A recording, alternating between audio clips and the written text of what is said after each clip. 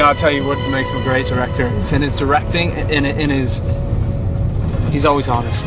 Or you're great. He tells you what he's thinking. Yeah. He lets you know. He sets up a great environment for the actor. He really raises the bar. You know, everyone comes to the set and is expected to nail some great direction. He told me I was fucking shit. When was that? Up in the mountain. Were you? Did he tell you were shit? He said, this is fucking shit. I don't know what's the matter with you. This is phony. I don't buy it. You know, and he was saying, this is the fucking end of the fucking film, so how's the idea you're fucking depressed too? But you're putting the best face on things, but you're fucking depressed in your heart. Yeah. And he made me brick myself, or internally get quite sort of emotional and a little vulnerable. But I knew I couldn't let that out. I just had to deal with that and not take it personally. So the next take, it worked. It was far more intense, a lot more driven and emotional, and it worked. He does say what he thinks, but he also is kind of calculating sometimes. He will say it at the right time.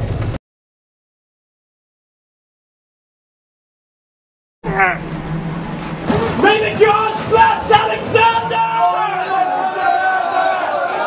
May the gods bless Alexander!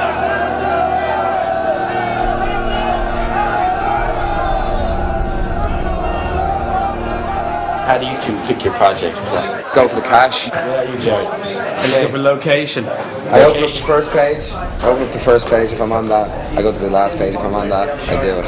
It's not in the watching. It's not in the looking at. You find nothing there. I find nothing there. It's just in the doing. It's purely in the doing. Now, right, Feisty? No, it's not.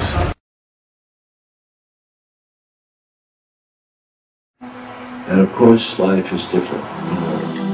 Look at it from Roxanne's point of view. I'd hate that motherfucker to be in the room that night when I walked in. My husband with a new ring on his finger from him. She's right to kill the fucker. If you think about it in another way, I'm just allowing you a little ambiguity there. Yeah. So many distractions, you know. Yeah. Step in the mark, move this, you did that and that take. Jared, let's get this to line up for a second. Okay, Jared and... Where's Jared? Oh, so let's get you in. Yeah, Feisty. Real McCoy. Consistency is really difficult, you know. Consistency. Yeah, from take to take, shot to shot after all day, you know. Yeah. You're fucking balling like a little bitch. And it's hard to keep that up. You're never quite there, are you? I'm never quite there because there's some guy with a boom fucking mic speaking French into a walkie-talkie. The thing was starting to fall apart, and then when the Feistian died, shortly before he went to Babylon, that was sort of the end of his heart. The movie tries to postulate the idea that Alexander was sustained by the love of the Feistian. I said to Colin one way or another, it seems to me you're outside this character. You've always brought us in through your eyes. Your eyes have always been your connection to your soul. But when you don't have those feelings towards a Feistian that you've had in the past, and I pointed out some scenes, I can't connect to any of the things that you're saying.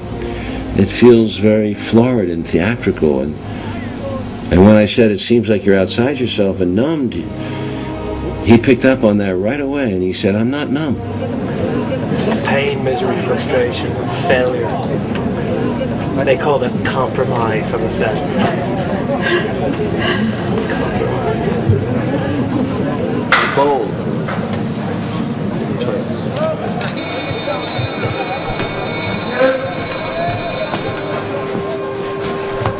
I tell you. Right.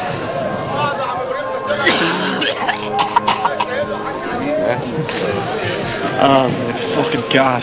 What a pair of